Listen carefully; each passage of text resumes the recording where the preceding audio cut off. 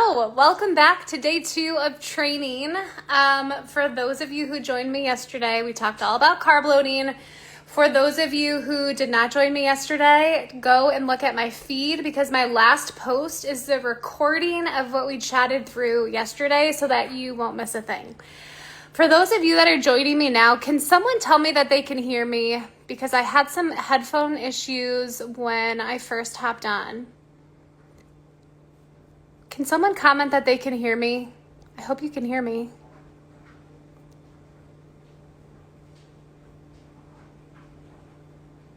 I can hear. Thank you. Okay, perfect. Thank you. I had some issues with my headphones, and that's why I'm a minute or two late. I am always like on the dot. If I say I'm going to be somewhere at 2:30, I will be there probably a few minutes before 2:30. So thanks for letting me know that you can hear me. Today is day 2 of training, and we are going to be chatting through fueling during running, which I will say is probably the most challenging piece of racing for runners. And when I first started running, before I became a dietitian, I had no clue how the heck to fuel for these long races that I got myself into. My first race was a half marathon. I took 0 sips of water during this half. I took 0 fuel, and I crashed hard at mile probably 9 or 10. Felt like I was probably going to die, but I pushed through to the end, and then I ended up on the couch for the rest of the day. I was super sick. I could barely eat anything. I had a horrible headache.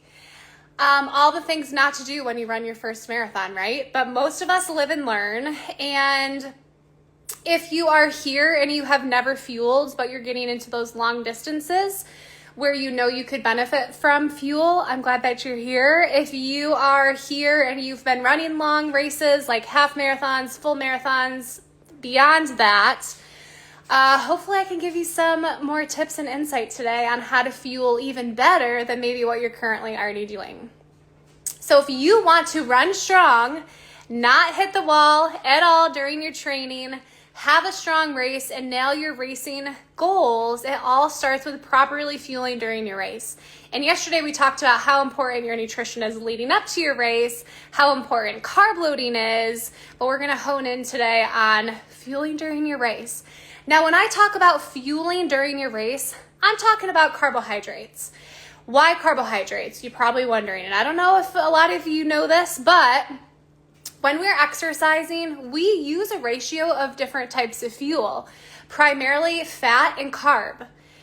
The intensity of our exercise determines what type of fuel our body is going to use more of and prioritize. So if we are taking a leisurely, relaxed walk, it's low intensity, right? So our body is going to prioritize more fat for fuel than carb. However, when we start running, and especially if we're pushing it up to higher intensities, we're doing speed workouts, we're racing, our body is going to switch and use more carbohydrates for fuel than fat. And that is because our body can quickly and efficiently break down carbohydrates to use for fuel, and convert that to usable energy that our body can use when we run. I'm just going to plug in my computer really quick because my computer just died. This stuff happens, doesn't it? My computer just died, and I have some really important points that I want to hit, so I want to make sure that I can remind myself to cover certain things. So I have some notes behind you that I can look at. And aside from that, it takes a long time. It's a long process to break down fat and to convert it to usable energy. And when we are running, when we are racing, we need energy, and we need energy now. Our body is at very high demand for energy. That's why when us sports dietitians talk about and tell you to fuel your runs, we're talking about carbohydrates. And we can get carbohydrates from lots of sources. There are 2 main ways that we can take in carbohydrates to fuel during our runs. I can't do 2 things at once, so hold on one sec. I'm just signing into my computer. Again, just pulling up some of my notes so that I can make sure to hit certain points with you. My computer would die in the middle of an Instagram live, right?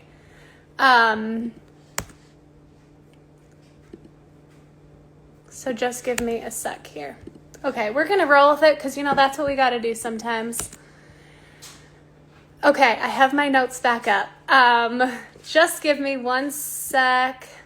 Scroll down to today's training. Okay, got that covered. Okay, perfect. So let me get back to our training today. Thanks for bearing with me. Technology is not my friend sometimes, especially since I rely on it to do my job, right? So what counts as carbs and what counts as fuel during running? We can get fuel from food. We can also get carbs or fuel from sports products. So think of sports products like your gels. Think of sports products like your chews, sports beans, carb-rich sports drinks. They all provide carbohydrates to fuel our run. When we're talking about food, we want to choose lower fiber carbs. So think of like banana chips, pretzels, honey packets, even like maple syrup packets. A company even they created this gel, and in the gel is basically maple syrup. I think that's the only ingredient. Maybe some sodium there. So there are like food-based products out there. There are also food that you can pick up at the grocery store and use to fuel your run. You can even do something like a Swedish fish, which is one of my best running buddies. It's her choice of fuel. So you can even use like gummies and candy to fuel your run. It all breaks down to simple sugars, and it all can be converted to energy that we can use to fuel our run. When it comes to how much fuel to take during running, it really depends on the duration of your long run, the duration of your race, because we want to fuel all of our long runs and we want to fuel our race, of course. So you really want to see, like if you have 8 miles scheduled, how long is that 8 miles going to take you? If you have 12 miles scheduled, how long is that 12 miles going to take you? So our fueling guidelines and what I recommend as a sports dietitian is based on how long you're out there running for. If you're like those of you that are out there running 15, 16, 17, 18 miles training for a marathon, you're probably going to need, I would say most people would need more fuel than someone who is running and training for a half marathon. So make sure that you're fueling based on time and you're not fueling based on miles. You're also not fueling based on pace. So just keep that in mind and know that the longer you're out there, the more fuel you'll need per hour. And it really starts with fueling within that first hour. If you're currently fueling your long runs, look at your labels. I wish I had a gel with me right here, but look at your labels to see about how many carbs you're taking in right now. Get used to looking at how many grams this gel provides per packet. And you can really piece together your plan that way. When it comes to gels, because I know that gels are a very common fuel that runners use to fuel. And I will say that you get to decide. You get to decide if you want to fuel with food or if you want to fuel sports products or if you want to use a blend. This is all stuff to figure out during training. You do not want to get to race day and think, oh, tomorrow during my race, I'm going to try this gel that I picked up at my expo. Not the greatest idea. You want to get that gel ahead of time, practice taking in that gel. You want to figure out how many gels you need per hour, how many gels you need for the whole race so that you can plan and prep accordingly. So when it comes to picking out gels, there's a few different things to consider. One is the carb content. If you are familiar with looking at gels and the nutrition label on gels, you will see that there are some gels that are lower in carb and gels that provide a lot of carbs. So I'll give you an example. Popular gel, UCAN gel, provides about 19 grams per gel. However, another brand called Carbs Fuel provides 50 grams per gel. It's a little bit bigger of a gel, but it provides 50 grams. So that, that's a huge range, 19 to 50 grams of carbs per gel. You also want to think about the sodium content. So as a runner, as someone who exercises, you're probably losing some sodium through your sweat. Everyone is different, and we all have different sweat rates, meaning how much sweat we're losing per hour of running, and we all have different sweat electrolyte compositions. Some runners are lighter sweaters, so they're not losing as much sweat as someone who's maybe a heavy sweater, like me. Like, I did a 4-mile run this morning, and I wore a winter hat because it's cold here. And it's actually snowing today here in Virginia, which we don't get a lot of snow here, but it's snowing today, yay. And I wore a winter hat running, and 4 miles in the cold, I took my hat off, and my hair was like wet. Like, it looked like I just came out of the shower. So I am a heavy sweater. I don't know if some people are heavy sweaters on here, but you could probably, I know someone can relate. So our fluid needs during running, which we're going to talk about tomorrow, our fluid needs are we're going to want to tailor our sweat rate to that. But also know that sodium is one of the electrolytes that we tend to lose the most of in our sweat. There are some runners who lose a little bit of sodium in their sweat. Some runners lose a significant amount of sodium in their sweat. I'm talking like 1 gram, 2 grams even. I've seen runners get to be that high. So if you are a heavy, salty sweater, it would probably benefit you to make sure that you choose a gel that has sodium in it.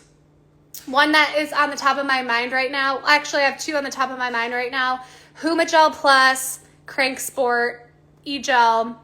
They both have a pretty decent amount of sodium in there. But even if you are a sweater who loses a little bit of salt in your sweat, you're still going to want to have some sodium and get some sodium each hour into your racing nutrition plan. So we can get that through gels, we can get that through sodium-rich sports drinks, we can get that through salt tabs, salt chews. But when it comes to gels, just know that something to consider is the sodium content of our gel. Some gels have 0 milligrams of sodium. Some gels could have a few 100 milligrams of sodium per gel. So again, just something to consider. The other thing to consider is the caffeine content. And caffeine has been very heavily studied, especially when it comes to having caffeine before a workout. It's been shown to improve performance. And I feel like over the years, we've seen more and more products come out that have caffeine in them. And caffeine can be a performance enhancer. It can reduce the perception of pain, fatigue. So with that being said, caffeine, I would say, might not be a good fit for everyone. So I would say if you're not one that has caffeine regularly on a day-to-day basis, if you are someone who has a lot of GI issues during running or a more sensitive GI tract, if you're someone who has caffeine and you know it because you can't stop shaking and you're all jittery, for those folks, I would probably say caffeine might not be your best option. But something to consider and look at the label when choosing a gel is figuring out if that caffeine in there is going to benefit you or set you back and maybe not benefit you so much. And then the final thing to think about is taste and texture, which is super individualized to the person. I know some runners who don't even like gels because they can't even stand the texture of any type of gel. So they are eating food, they're maybe gravitating towards sports products like chews and beans, things that they can chew. And some gels are thicker, some gels are thinner in consistency. Some gels, like the Martin gel, is Jell-O. I would say that it's very similar to Jell-O. It sort of reminds me like back in college, now and then when we used to have Jell-O shots around, it kind of reminds me of taking a Jell-O shot, but without the alcohol and when you're out there running. So very, very different consistencies out there. There are also lots of different flavors out there. So there are very sweet flavors. There are fruity flavors. There are dessert flavors like chocolate, caramel gels. Some people like that. Some people don't. There are gels that are unflavored. Like I believe Goo makes an unflavored gel. I know you can. I have some of these that I haven't tried yet, but I'm going to try because I've never actually had an unflavored gel, but you can has an unflavored gel. So if you're one that doesn't love the really sweet flavors, those might be some good options for you. But again, we want to trial out new fuel during our training. We don't want to wait till race week, especially, and freak out and send me a DM saying, what the heck do I fuel with? Like, you want to figure this out months in advance. So with that being said, trying out new fuel, the feed is a really great place to go to. This is not sponsored at all, but the feed is a great place that I even like to get my fuel from, because what you can do is order like one gel, one little packet of electrolyte, and you can really build your own box of all these different gels, all these different brands, different flavors, etc. Like you really build your own gel box, and that might be a really good way, hopefully months in advance of your race, to start going through and trying out and identifying what you like, what you don't. Also, a few things to think about when it comes to figuring things out well before race day when it comes to fuel is, again, what products are you going to fuel with? What food are you going to fuel with? How are you going to carry it, right? That's a huge thing. How are you going to carry this fuel? Do you have enough pockets to carry as much fuel as you need to get you through the race? I always recommend to carry an extra gel or chewer, whatever you're using to fuel with, because I can't tell you how many times, and it like breaks my dietitian heart, how many times I run races and I see unopened gels on the ground that people have just dropped. You don't want to get to your last few miles of the race and really, really need a gel to help you push through and not have it. So bring an extra. You want to know how many grams of carbs you need to fuel with. You're going to want to know how many products you need to bring in order to meet those goals. You're going to want to know if caffeine is smart for you to have on race day or if it's not. So a lot of things to consider when it comes to fueling for your race, but your biggest takeaway that I want to get in your head and keep it in your head here as you train for your spring races, and even late races later in the year, even like summer races, fall races. Like if you're training for races later in the year, thank goodness you are here joining me today so that you can figure this stuff out well in advance. So yeah, we covered everything that I wanted to today about fueling during running. If you have any questions, please shoot me a DM. I'd be happy to answer any questions that you have. I don't bite, I swear. So you could just send me a DM. I'm the only one that handles my Instagram account. I read all my messages. So if you need anything, just pop me a DM and we'll get chatting. Tomorrow, we are going to chat through hydration during racing, which is another huge piece. And you're going to learn tomorrow, if you join me, that hydration means a lot more than just drinking water during a race.